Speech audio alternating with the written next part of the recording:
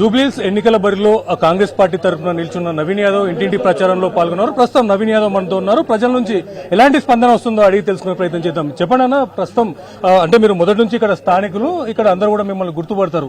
ఇంటింటి ప్రచారంలో నిరంతరాయంగా ఉదయం నుంచి కూడా తిరుగుతున్నటువంటి పరిస్థితిలో కనిపిస్తుంది. ప్రజల నుంచి మీకు ఎలాంటి స్పందన వస్తుంది? చాలా చక్కటి స్పందన ఉంది ప్రజల్లో.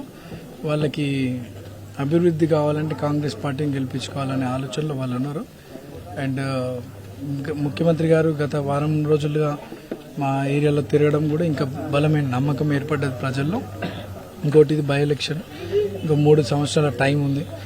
అధికారం కాంగ్రెస్ పార్టీ ఉంది, గెలిపించుకోవాలి, మన ప్రాంతం అభివృద్ధి చేసుకోవాలని ఒక బలమైన అభిప్రాయంలో ఉన్నారు. అండ్ అందులో భాగంగానే నేను ఒక స్థానికుడిని అవ్వడం, స్థానికునికి అవకాశం కల్పించడం కూడా చాలా హ్యాపీగా ఫీల్ అవుతున్నారు. ఇక్కడ మాకు ఈ ప్రాంత ప్రజలకు 40 ఏళ్ళ సంబంధం ఉంది. సో మన పిల్లోడికి మన ఇంట్లో అవకాశం వచ్చిందన్న ఫీలింగ్లో చాలా మంది ఉన్నారు. వాళ్ళందరూ మంచి మెజార్టీతో గెలిపిస్తారు. ముఖ్యంగా అంటే మీరు గత చాలా రోజుల నుంచి కూడా మీరు మీ కార్యకర్తలతో ప్రచారంలో పాల్గొంటున్నారు. కేవలం మీరు అన్నట్టుగా నిన్న మొన్నటి నుంచి సీఎం రేవంత్ రెడ్డి కూడా ఈ యొక్క ప్రచార కార్యక్రమంలో మీ తరఫున ప్రచారం చేస్తున్నారు. అయితే అప్పటికి ఇప్పటికి అంటే సీఎం వచ్చిన తర్వాత ఎట్లా బూస్టింగ్ ఉంది, మీ కార్యకర్తలు ఎలాంటి ఉత్సాహం పెరిగింది? ఉంటుంది కదా.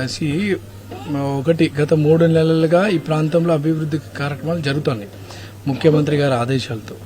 ఇప్పుడు ముఖ్యమంత్రి గారే స్వయంగా ఒక కామన్ మ్యాన్ లెక్క మా గల్లీలలో బస్తీలల్లో చిన్న కారులో రావడం, ప్రజలందరినీ కూడా చూడడం. గతంలో ఎమ్మెల్యేలు తిరిగిన దాఖలాలు వీడ. అటువంటిది ఈ బస్తీలకు ముఖ్యమంత్రి గారు వచ్చి మీ బస్తీలను అభివృద్ధి చేపిస్తాము, మీ ప్రాంతాన్ని డెవలప్ చేపిస్తామని మాట ఇవ్వడంతో చాలా పాజిటివ్గా జనాలకు పోయింది.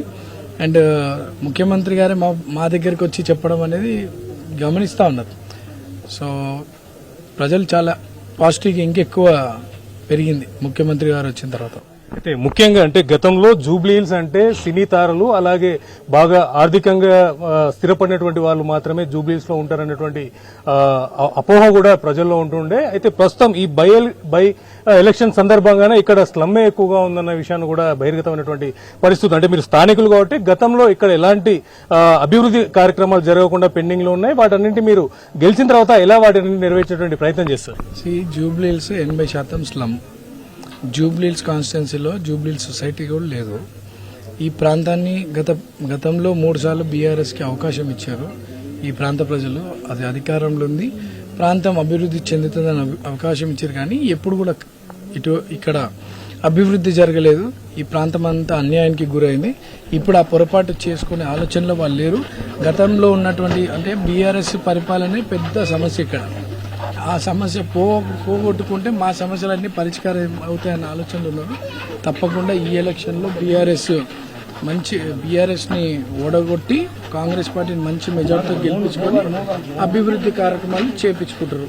చివరిగా చెప్పండి, ఇప్పటికే మీరు కావచ్చు, అలాగే డైరెక్ట్ గా సీఎం రేవంత్ రెడ్డి కూడా ఈ యొక్క ప్రచారంలో భాగంగా బీఆర్ఎస్ పై ప్రజలు విసిగిపోయి ఉన్నారు, స్థానికంగా ఎలాంటి అభివృద్ధి చేయలేదు, అంతేకాకుండా మేము 30% మెజార్టీతో కూడా మా అభ్యర్థి గెలుపొందబోతున్నాడని చెప్పి తెలియజేస్తున్నారు. అయినప్పటికీ కూడా కొన్ని సర్వే సంస్థలు కూడా బీఆర్ఎస్ కే ఎక్కువగా అవకాశం ఉందనే విషయాన్ని కూడా తెలియజేస్తున్నారు. ఇలాంటి సర్వేలను మీరు ఏమంటారు?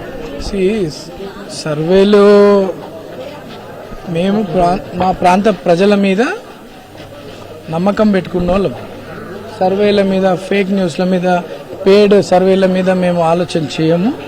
వాళ్ళు ఓటమి భయంతో పేడ్ సర్వేలు, ఫేక్ న్యూస్లు ప్రపగండ చేసుకుంటున్నారు బాగా. మా ప్రాంత ప్రజలందరూ కూడా బలంగా కాంగ్రెస్ పార్టీని గెలిపించుకోవాలనే ఆలోచనలో ఉన్నారు. సో వాళ్ళు ఓటమి భయంతో అవన్నీ ప్రచారాలు చేస్తా ఉన్నారు. మొత్తానికి జూబ్లీహిల్స్ పార్టీకి